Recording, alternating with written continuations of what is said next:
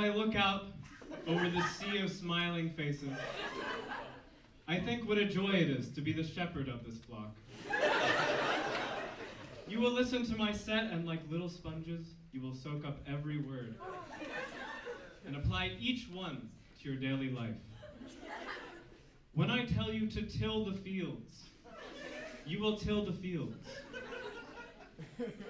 When I tell you to love your neighbor, you will love your neighbor. When I tell you that it's okay, and maybe even better, to feed your pet cat Miller Lite instead of water, you will call the American Association Against Animal Cruelty and tell them to drop all charges against me. Because I am your shepherd. I knew that I was destined for this role in 1883,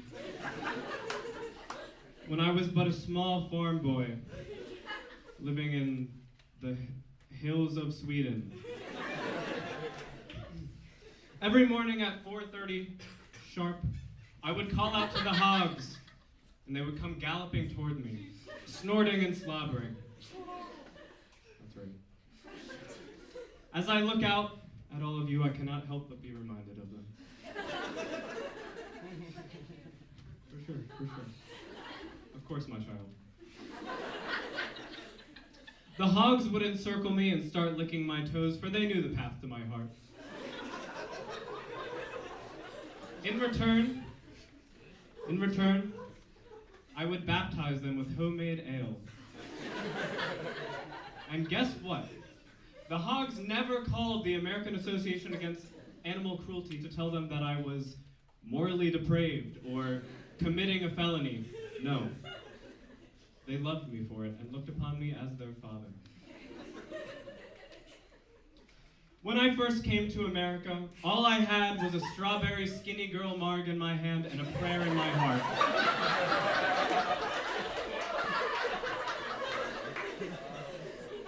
That's right. What was that prayer?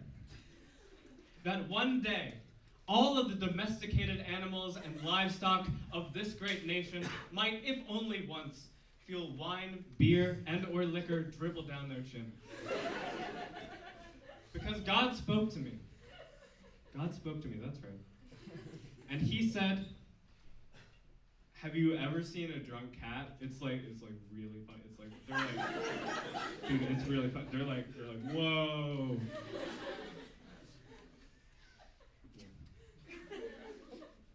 Make no mistake, it has not been easy, my little lambs.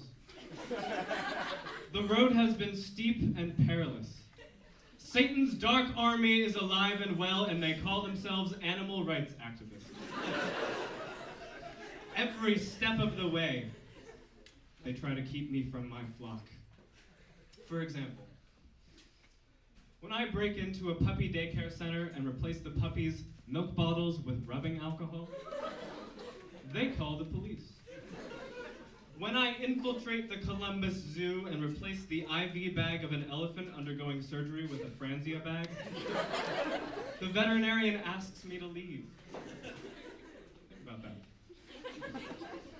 And when I put my own cat on a healthy Miller Lite cleanse, they hurl insults at me. Like that I'm an individual wanted for repeated cruelty to animals. But I follow the law of God, not the law of man. And God hath said unto me, keep giving alcohol to animals. I will, big man, I will. And I know that you will too.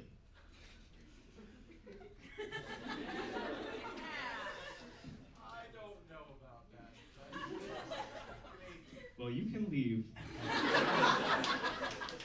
There is no room for you in my flock, I'm sorry. Get him!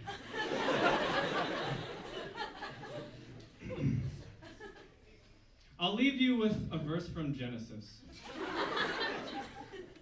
On the 8th day, God created moonshine in his bathtub and fed it to his pet chinchilla.